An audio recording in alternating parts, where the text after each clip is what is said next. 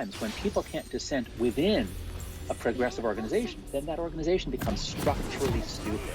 And so I think social media has intensified the power of progressive activists in a way that has often suppressed dissent on the left. And I think that actually, in the long run, I think that hurts the left. Yeah, we talked before the start of the interview about how there is an asymmetry in how the extremes on either side are sort of impacted by the status quo. I'd love to hear you talk a little bit about that, but I also think it's important to mention the extreme of the left, however we define it, and I think sometimes what's called extreme maybe isn't that extreme by global standards, but I hate that saying. It is extreme by global standards. Please stop this fucking... This is such a rumor that Bernie Sanders would actually be far right in every European country. In every European country, that is absolutely not true. Please talk to any European. Look at any European parliament. Look at the things that they debate. Please, that is absolutely not fucking true. The United States leads the world on shit like fucking drug policy, generally, on things like social issues, generally. Like, a couple of our economic policies are pretty fucked for sure, but stop looking at left and right as just like, do we have like socialized healthcare or not? Okay, the whole political spectrum of ideas is far, far, far wider than that. Ugh. Let's put that aside for a moment. It doesn't seem to have that much power in the Democratic Party, as evidenced by on Reddit and Twitter in 2020. It looked like Bernie was just running away with this thing. And it wasn't even close in terms of how Democratic voters actually voted in the primaries. Wait, what? We lead drug policy in every way, especially the banning of them? Bro, go to Europe and try to get fucking weed anywhere, okay? Get fucking out of this bullshit, okay? This idea that the United States... Get the fuck out of here, dude. You guys think that, like, every fucking... Like, Portugal is, like, the only country in fucking Europe where, like, drugs are actually kind of, like, decriminalized on a personal level. In terms of, like, the states' movements towards, like... We're talking about... In some states in the U.S., haven't we legalized or decriminalized, like, fucking mushrooms and LSD, I think? Was that in Washington? Like, the idea that, yeah, like, look at this dipshit. People bring this shit up all the time. Are you American? I didn't know this until I went to the Netherlands. I thought the Netherlands was like this base fucking haven of like drug shit. It's not true, okay? Like, weed is legal and shitty versions of mushrooms are legal. That's it, okay? Like, yeah, Jesus Christ. Go to any fucking Nordic country. Go to the United Kingdom. Bro, the girl that I was with when I went to fucking in the UK had a breakdown because the fucking guards outside the Ferris wheel stole her weed crusher and her marijuana. Like, come on, dude. This idea, you guys are just...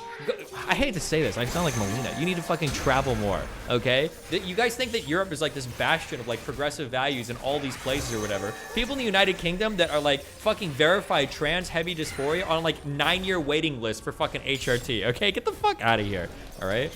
I'm from the Netherlands. Weed is not even legal. Cops can take it if you want. Well, something... Wait, hold on. You can go to actual weed shops in Amsterdam, no?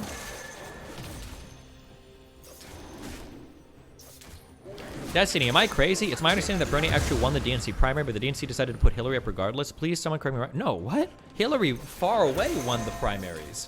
What do you mean?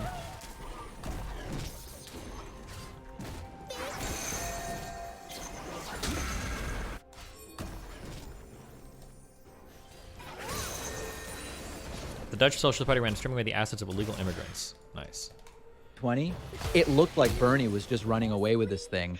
And it wasn't even close in terms of how Democratic voters actually voted in the primary. That's right. No, you're right. It doesn't have that much power within the party, and that's the asymmetry.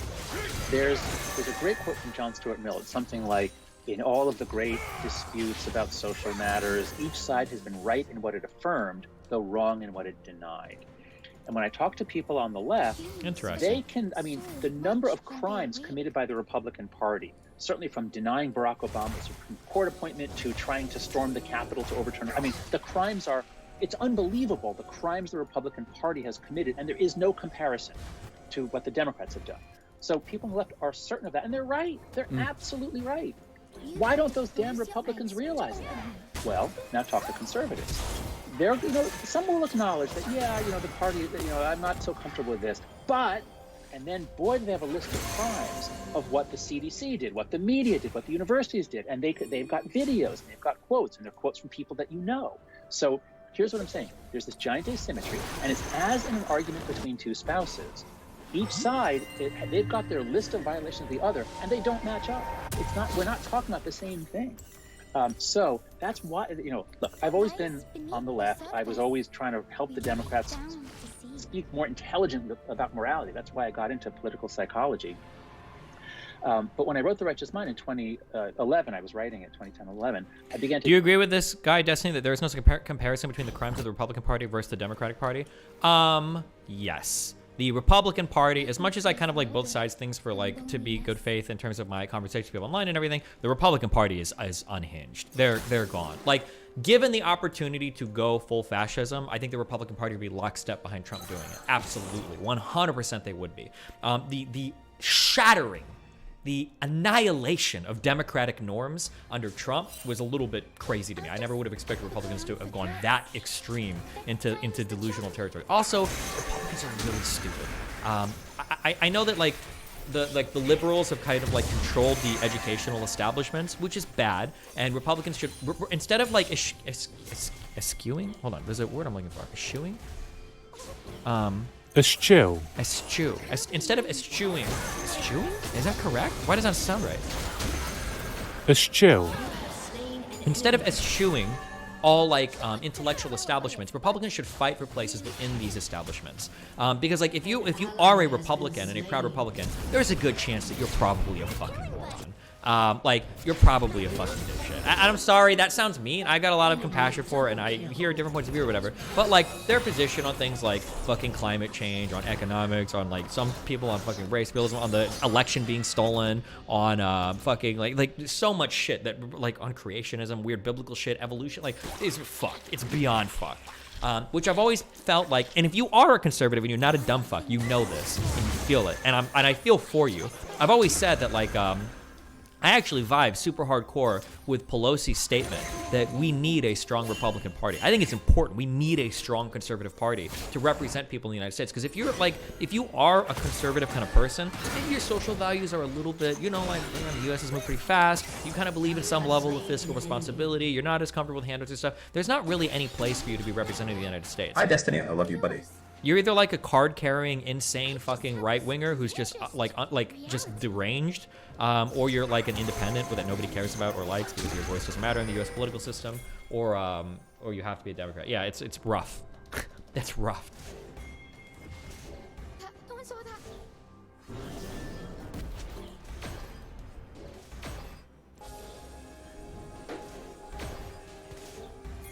They get concerned, like, oh my God, actually, our country is coming apart. I mean, the partisanship is becoming outrageous. This is really dangerous. And so I started focusing more on how do we fix our institutions, get our political game working so that we can address these problems. And now I'm in a state of complete panic because I think if you look at the trends, we are so far from, we're so far from even understanding not just the other side, but what our own side is doing.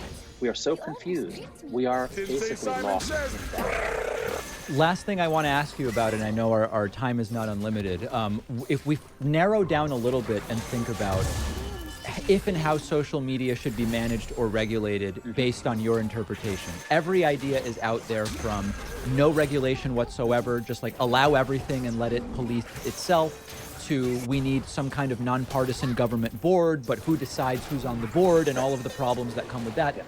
Where is your thinking on this at this point? Okay, well, so my thinking is, first, please stop talking about content moderation. And you framed it the way everyone does. Are we going to have more or less? No, I don't want to talk about that, because the question is just, are we going to move it up or down a little bit? Elon Musk would have moved it down with less moderation. Democrats moved it up. No, that's not where the action is. So what's the right question? What the right question Changing the culture? is, what is this technology, this platform that has changed our discourse? What is the architecture? What are the dynamics of this new platform after 2009 that has made it we're never going to stop people from posting crazy nonsense. But why is it that after 2009, the crazier the nonsense is, the further it goes? What changed, and how can we unchange it? And so there's two things. The first thing to attend to is who is on the platforms. And here, right now, any Russian agent can create 1,000 accounts a day and run them either personally or with bots. Any jerk, any ass, and there are people who are trolls who have personality disorders, they get to harass as many people as they want. They get to make death threats. Nothing happens. Maybe the account gets shut down. They can make 100 more threats. The first thing is we must have user verification. It's still post with a fake name, but to get an account with posting privileges, we can't just let everyone make 1,000 fake accounts. That's insane. So any large platform, and Elon Musk even proposed this, at least partially, that authenticate users. So that's one. Pay attention to whether you have to at least show you're a person and old enough, like that would cut down on a lot of it. The second thing is the dynamics of amplification. Right now, the incentives are the nastier you are, the further you go. Let's try to reverse that.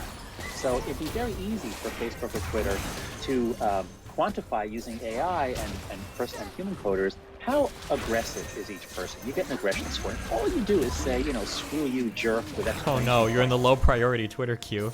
You get a 5. You're like, overall, on average, you're a 5 on a 1 to 5 scale. And what I'd like to see is when we start to open an account, your default is the filter set to 4. So I will see only people who are 4 and below, and the people who are 5, I don't see them, they don't see me. I don't want them in my public square. They don't belong in the public square. If I want to lower my filter to 3 or 2, I can do that. If I want to see the assholes, I can raise it to 5. If we did that, the incentive would be no longer be as much of an asshole as you can. It would be, you know what? If you're a complete asshole, you're going to lose most of the world. They're not going to listen to you. So that's the sort of change that would be completely transformative. Whereas the eternal argument about more or less content moderation of who decides and where's the line, that hasn't gone anywhere in 100 years, 200 years, and it's never going to go anywhere. Absolutely fascinating ideas. We've been speaking with Jonathan Haidt. The article in The Atlantic is called Why the Past 10 Years of American Life Have Been Uniquely Stupid. Jonathan, always really appreciate your insights. Thanks so much, David. Let me just end by saying I've put all my resources on a single webpage. If you go to jonathanhaidt.com/social media, I have everything you could want to know about the effects of social media on teen mental health and on democracy, links to hundreds and hundreds of academic articles. So that's a sort of a one-stop shop where I show my work. Joe Biden is putting gun control on the ballot this November. Wow. Time to out-trot my awkwardness.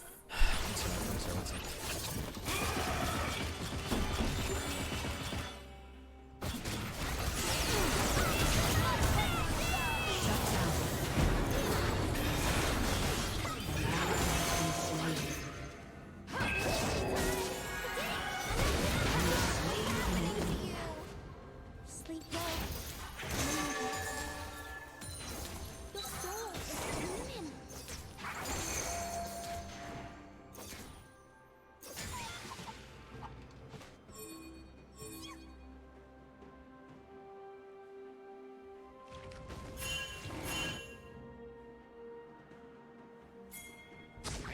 I like talking to you.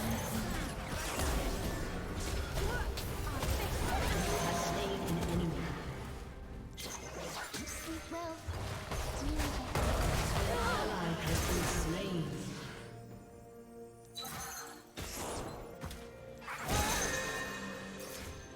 Dreams die when you hold too tight.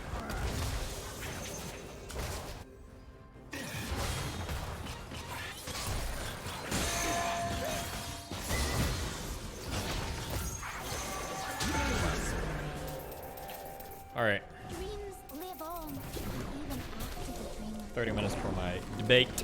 Dreams live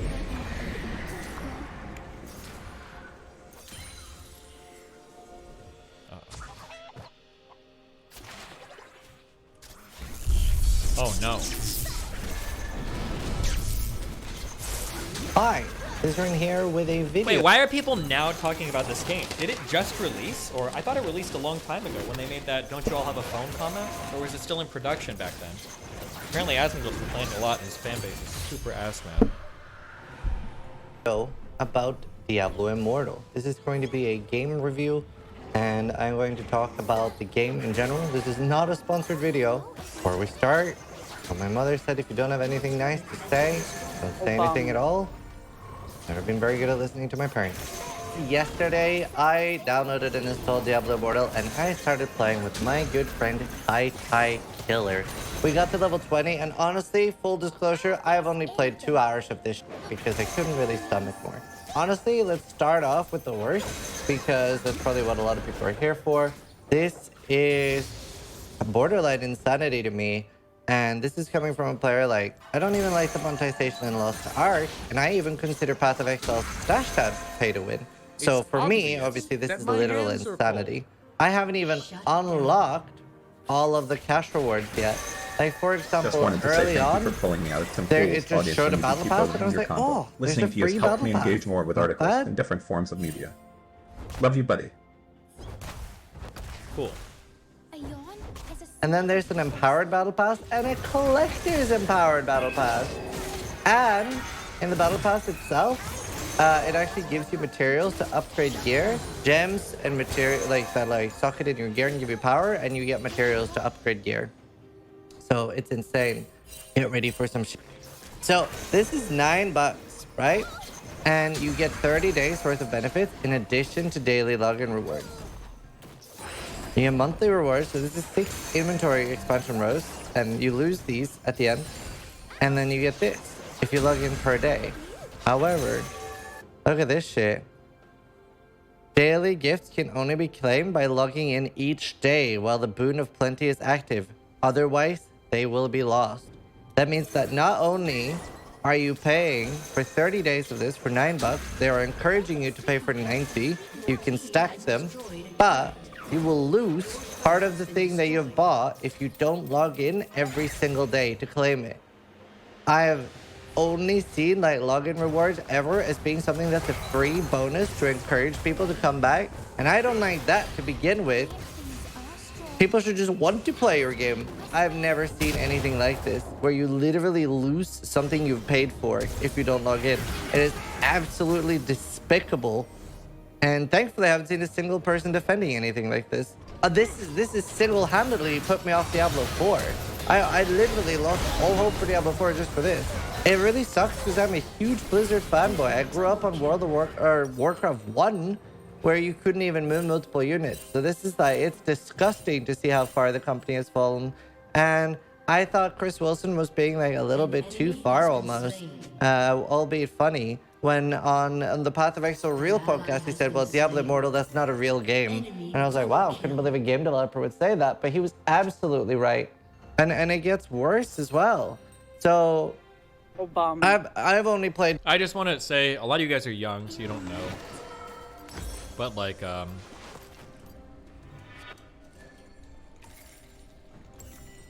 Blizzard used to be probably the most reputable gaming company in the world, historically. They had the single best MMORPG. They had the 2 best RTSs. There was like, well, Red Alert maybe, but like really, like StarCraft and Warcraft were the best RTSs.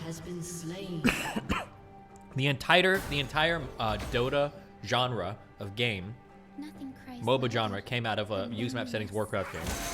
They had the best hack and slash with Diablo 1 and Diablo 2, both great. Like everything Blizzard touched was gold. They were the king, and they have maybe still currently have the best in-house art studio ever.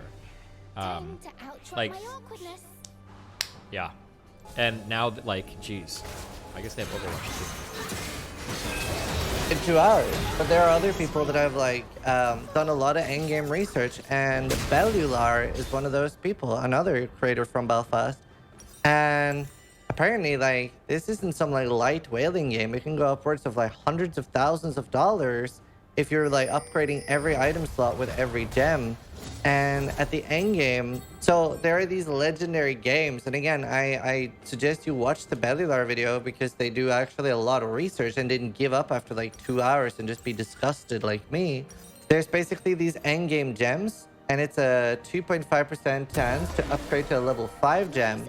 And they have a pity system that if you've spent $100, actually it's like a little over $100, it'll upgrade 1 gem to max. There's a pity system. So at least you only have to spend like $110, $120 per one of these gems, and you need a lot of them. And as a free-to-play player, you are only able to get like maybe 2 or 3 gems per month. So it is like heavily incentivized to spend money on this game. It is way worse than Lost Ark. Lost Ark gets a lot of credit. Obviously, Lost Ark still has a large amount of pay-to-win elements. For just a quick definition of pay-to-win, because often people start... Oh yeah, Pisco, you'd be proud of us. We got rid of subhuman from our vocabulary. We're not saying it anymore. We just say some German word called Untermenschen. Kind of learn the pronunciation. Start attacking the definition. When we say pay-to-win, we mean anything that impacts the gameplay does money change your gameplay experience in pay to win? We're not talking about winning in the winning sense. So whatever way you want to label that, that's unimportant. Don't attack the definition. So generally, that's what we're against. That means I'm also against stash tabs in Path of Exile, or speeding up upgrades in Warframe, or buying heroes in League of Legends, right? I just don't like money changing your gameplay experience or what you connect. Kind of vile, in my opinion. It's not what gaming's about. And I've never seen anyone try to squeeze gamers for money quite like this. Didn't imagine it would be this bad. That being said, I am not a mobile gamer. I would not really like a ARPG on a phone. The only reason I will play Path of Exile on a phone when it comes out is because I'm a Path of Exile content creator and I will feel the need to cover the content. But just, I really hope PoE has a port as well, because I don't, how the fuck do you play an ARPG on a phone thing? But that being said, the game itself, honestly, a lot better than my expectations. So I feel kind of bad for the developers, because it just feels a lot like Diablo 3, and it's pretty smooth. Like I can cast abilities while moving, which obviously in PoE feels pretty good too. And as far as the phone game goes, I was more impressed if anything. Like it literally just feels like maybe a 5 or 10-year-old game, but for a phone, which isn't too bad. It was better than I expected. I had quite a lot of bugs. In the first 2 hours, I had to restart my client 3 times. First, I had an invisible wall I couldn't move through. I also had an audio bug, and I also suddenly lost the ability to either click or hotkey my ability. So I just couldn't use them anymore. But the game itself seems fine. From people that have tried it on an endgame, it has an awful free-to-play experience where you are basically forced to use money. Some people that were asked that were already level 60, like how much money they had used at this point, they said it's not bad. I've only used $100 so far, and that was like just to get to level 60. All the monetization options are not available at low level. They unlock as you progress. So awful. I don't really have words. Don't play this. Don't give it money. If you really have to try it, at least don't spend any money. Can't believe this all started with horse armor. My name is Isrin, gamer, and I'm disgusted. Thanks for watching. Gamer. And try to give less money to mobile games. Stop if you like the video. Wait. Provides 30 days worth of benefits in addition to daily login rewards. So I have to pay for this. And not only do I have to pay for this, but I actually have to log in as well. So if I don't log in every 30 days, I get less out of my purchase? What?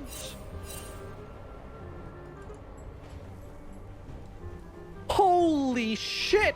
No, I'm getting something wrong, right? I don't have to log in. So Elon Musk and his Boring Company are doing... Oh, hey, it's the guy we're going to debate with soon. Well, debate with like he's on our team. Hold my branch. Ooh.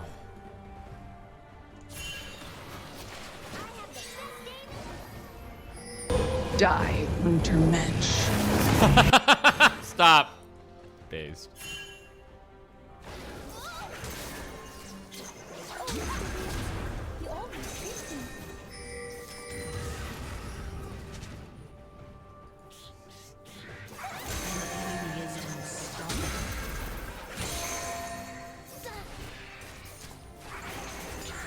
Jesus Christ, what the fuck? You'll be safe with me, Dream.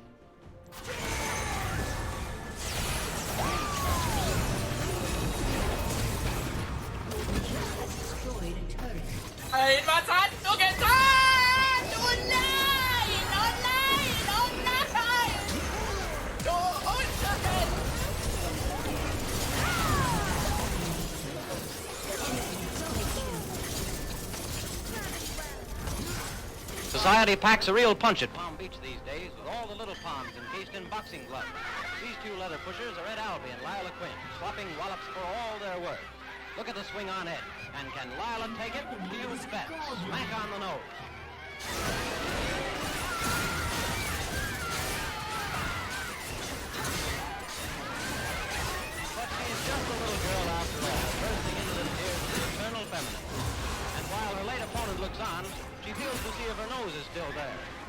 It is.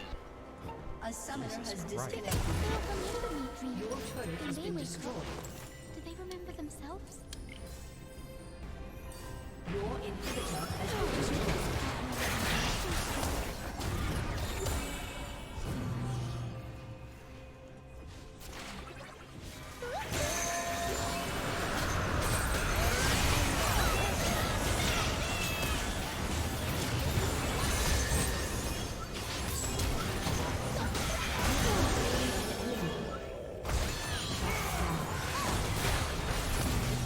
I fuck timestamped the clip, you idiot. I don't care. It's a year old. It's 2-year-old clip of him being mean to viewers. We've seen everything old of fucking low tier god. I don't know why you're clipping me old fucking shit and expecting me to watch it. 2 years old, bro. Dumb fuck.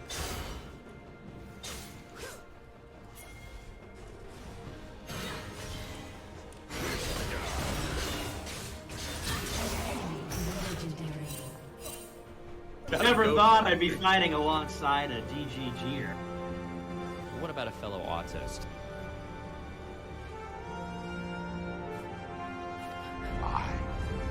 Okay. I could do that. What is the rest of this?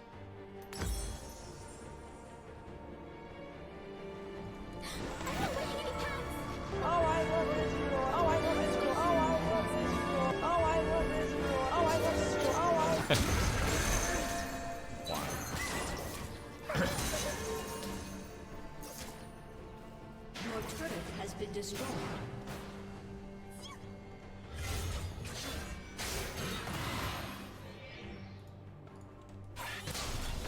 Subscribe to confirm your selection summary quantity description price 1 tier 1. 1 month, $5.00. Order total $5.00 while you subscribe. Where did you hear about Destiny? Optional 250 send a broadcast message with your subscription.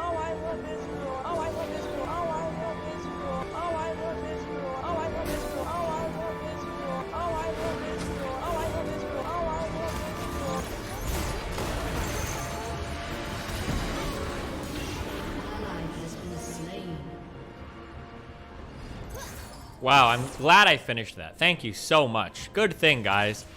Whoa, we almost missed some epic memery there if I hadn't finished that video. Thank you. Thank God.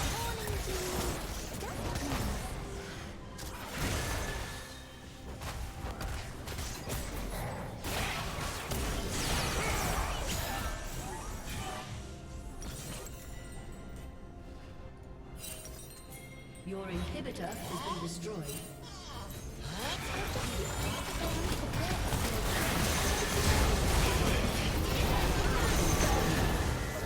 Enemy double kill.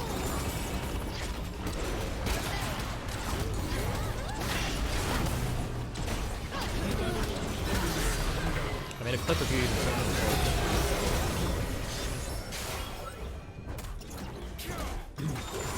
You're gonna regret not being a larger spot facing a castle, my man. Endgame feeling such fun. Wait, how? This is a huge spot. Defeat.